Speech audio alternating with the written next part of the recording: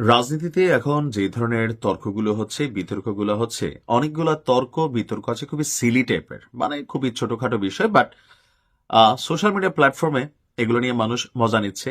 তো দেখলা কার থেকে, আমার থেকে, শিখলা কার থেকে, আমার থেকে, তুমি কই থেকে পাইছো, তোমার তো কোনো আইডিয়া নাই। এরকম নানান জিনিস নিয়ে, ছোট ছোট জিনিস নিয়ে আমরা মাঠে বা সোশ্যাল মিডিয়াতে তর্ক বিতর্কে লিপ্ত হয়েছি। গতকালকে থেকে আলোচনার খুবই মেইন খোরাক যেটা, এটা নিয়ে নানান ট্রলও হচ্ছে, বিএনপি নেতাকর্মীরা ট্রলও করছেন। আপনারা কি বলা হয়েছে, জনাব তারেক রহমান তিনি যখন বাংলাদেশে আসলেন, আসার পরে একটা বাসে চড়ে এয়ারপোর্ট থেকে তিনি বিভিন্ন জায়গায় গেলেন।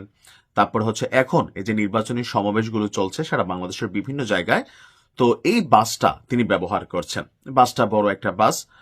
এখানে তিনি সহ দলের অনেক গুরুত্বপূর্ণ নেতাকর্মীরা থাকেন, এবং কি বলা হয়ে থাকে এটা একটা বুলেট প্রুফ বাস, নিরাপত্তা বা সার্বিক সিস্টেমের জন্য এই বাসটা ব্যবহার করছেন। তো এরপর এরকম বাস আসলে আমরা অতীতে দেখি নাই। এখন গতকালকে জামাত ইসলাম মিরপুর 10 নির্বাচনী এলাকা থেকে মাল্টিমিডিয়া নির্বাচনী বাসের উদ্বোধনের মাধ্যমে কর্মসূচির ঘোষণা করেন দলটির আমির ডাক্তার শফিক ভাই। তো সেম টু সেম, জাস্ট হচ্ছে বিএনপিটার একটা কালার লোগো বা তাদের যে প্রতীক স্লোগান সেটা বাসের মধ্যে কানেক্টেড ছিল, আর জামাতেরটা জামাতের মতন করে কালারগত একটু ভিন্নতা আছে। এখন এই বাসটা উদ্বোধন করার পর বিএনপির নেতাকর্মীরা বোঝানোর চেষ্টা করতেছে, দেখো আমাদেরকে দেখে দেখে ডাক্তার শফিক সাহেব অথবা জামাত ইসলাম কপি পেস্ট করতেছে।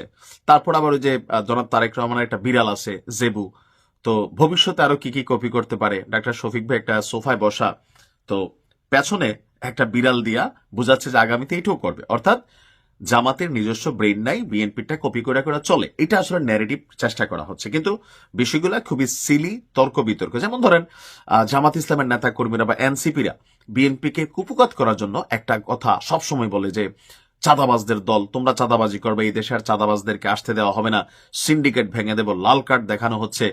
এখন বিএনপি যে এত দীর্ঘদিন ক্ষমতায় ছিল, দুর্নীতির অভিযোগও আছে, তো সেই জায়গা থেকে তারা এই ধরনের বক্তব্যগুলোর মুখোমুখি হচ্ছে। এখন উল্টা দেখেন বিএনপি নেতাকর্মীরা আবার এনসিপি নেতাদেরকে যেখানে দেখে, বন্যার টাকা কই, বন্যা, হ্যাঁ বন্যার টাকারই ভাই 500 টাকা দিছিলাম, হিসাব খুঁজে পাচ্ছি না।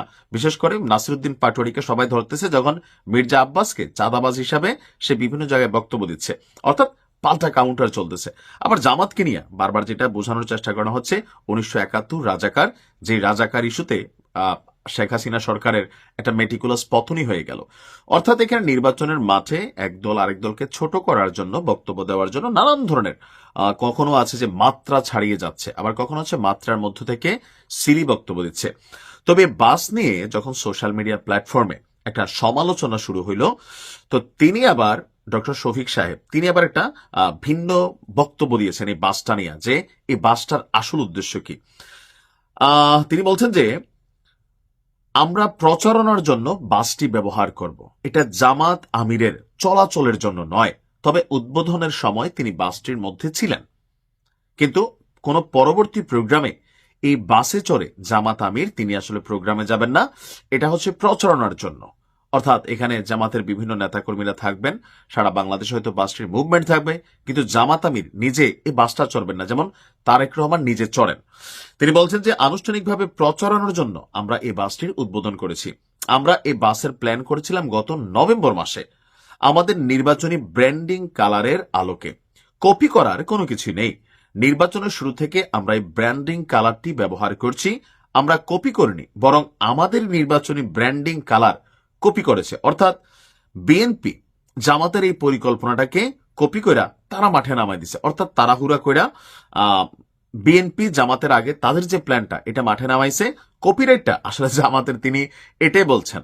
এখন আসলে সত্য মিথ্যা যাই হোক, এখন ছোট ছোট আলোচনা থাকবে, রাজনীতি, নির্বাচন জমজমাট, এখানে প্রতিপক্ষ পাল্টা প্রতিপক্ষ অনেক বক্তব্য থাকবে। তবে আমি মনে করি সবকিছুর পরে শালীনতা থাকা উচিত, কোনো সহিংসতা, মতবিরোধ থাকবে, এটাই তো সিস্টেম, তাই না? ক্ষমতা বড় মজার জিনিস, কিন্তু এ নিয়ে কখনো কোনো সহিংসতা, যেমনটা শেরপুরে ঘটেছে, আরো অনেক জায়গায় ঘটেছে, বা ভিপি সাদিক কায়েম তারেক রহমানকে যেই ভাষায় আক্রমণ করেছে, এগুলা শিষ্টাচার বহির্ভূত, এগুলা রাষ্ট্রের মধ্যে অস্থিতিশীলতা তৈরি করবে।